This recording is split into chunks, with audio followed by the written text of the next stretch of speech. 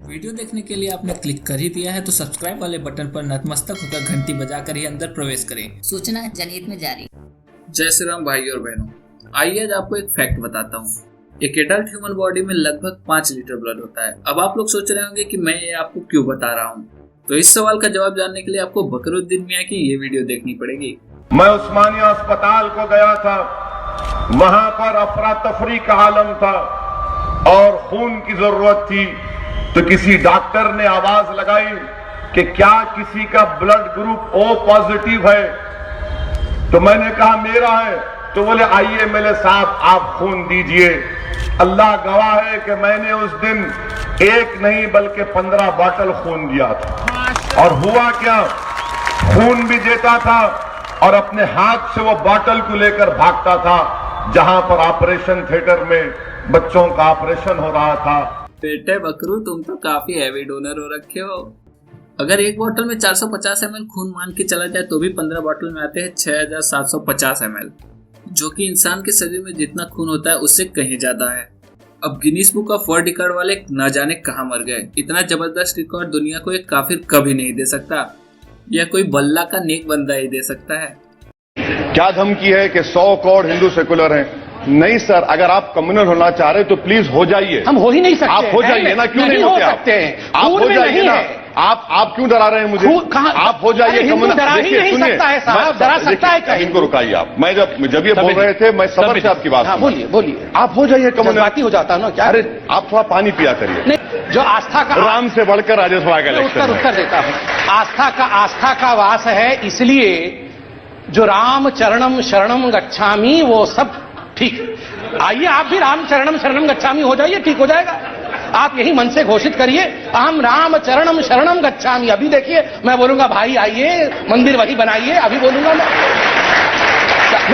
दोनों ऐसा बोल दे कि राम चरणम शरणम गच्छामि, अभी दोनों भाई आप भी आइए, तीनों ईंट उठा के जाएंगे, अभी कोई बुराई नहीं है। मैं एक सवाल इसलिए कर रहा हूं क्योंकि आप ही के जगत गुरु रामानंद 4 पूरा नाम अच्छे से बोलिए। अरे अच्छे से बोलिए, नाम अच्छे से बोलिए। हमारे गुरु का नाम बताइए। आप बोल दीजिए अच्छी तरह से। आप अच्छी तरह से। मैं उनको ही कोट कर रहा हूं। मैं उनको ही कोट कर रहा हूं। उनका नाम तो अच्छे से बोलिए। उनको ही कोट कर रहा हूं। नाम से अच्छे से बोलिए। उनको ही कोट कर रहा हूं। नाम बोल नहीं पा रहे हैं गुरु का, फिर भी बोल रहे हैं। अरे सुनो यार, जरा सुन लो। इतना तुम पानी पियो, जरा ठहरो जरा। बिना पानी पिए भी पानी पिला सकता हूं साहब। बिना पानी पिए भी पानी पिला सकता हूं साहब।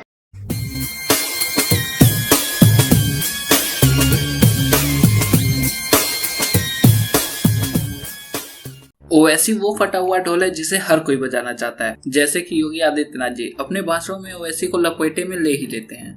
किस कदर अभी तो केजरीवाल जी ने हनुमान चालीसा ही पढ़नी शुरू की है। भाइयों बहनों, आप देखना आगे आगे होता क्या है। ओबीसी भी एक दिन हनुमान चालीसा का पाठ करता हुआ आपको दिखाई देगा। I may request you that what the honourable member is saying, let them corroborate and take an oath and table it over here. This conversation, Commissioner of Police. राजा साहब बोल रहे थे, क्यों खड़े नहीं हुए? उन्होंने काफी ऐसी सारी बातें की और रूल्स के हिसाब से नहीं। हम आराम से सुनते रहे। सुनने की भी आदत डाली ओवैसी साहब। इस तरह से नहीं चलेगा, सुनना पड़ेगा। डरने का सवाल नहीं है। अध्यक्ष महोदय, मैंने डरने की कोई बात ही नहीं करी है।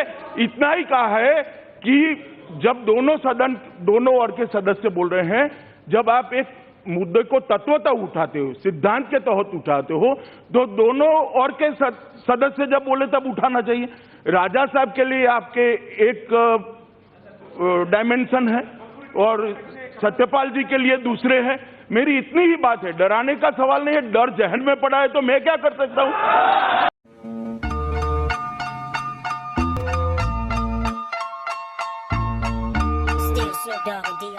हमारी अगली वीडियो में बिना पानी लगाए ही ओवैसी को जिले इलाही साबुन से रगड़ रगड़ कर धोया गया है। वो मोहतरम उर्दू में बहुत अच्छा बोल करके गए। उनके अब्बा हुजूर के साथ में 3 बार एमपी रहा हूं। आज मुझे लग रहा है कि उनकी पढ़ाई पर ऑक्सफोर्ड और हार्वर्ड में किया गया पूरा पैसा बेकार चला गया। जमहूरियत जमहूरियत जमहूरियत, अकलियत अकलियत अकलियत, आइन आइन आइन, जिन्ने इलाही जिले इलाही जिले इलाही। मैं कंडेम कर रहा हूं। जो जमहूरियत की बात कर रहे हैं वो वहां पर बैठे हुए हैं जिन्होंने इमरजेंसी लगाई। वो आइन की बात वो कर रहे हैं जिन्होंने आपातकाल में और ऐसे ऐसे अपने पक्ष में संविधान संशोधन करे हैं वोटों के खातिर।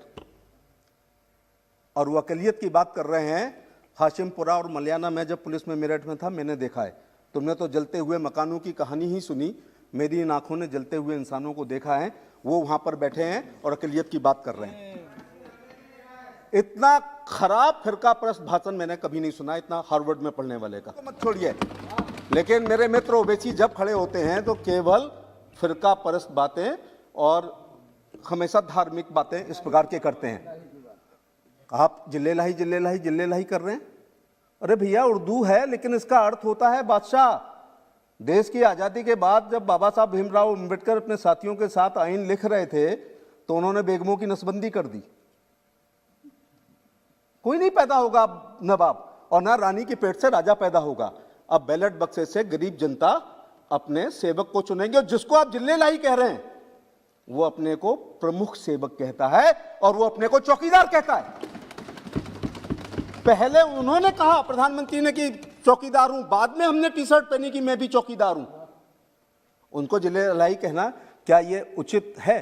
इसलिए कई बार ओवैसी भाई तुम्हारे भाषण को लग के अच्छा था कि परिंदा और पक्षी भी अच्छे होते हैं, क्योंकि परिंदे कभी फिरका परस्त नहीं होते।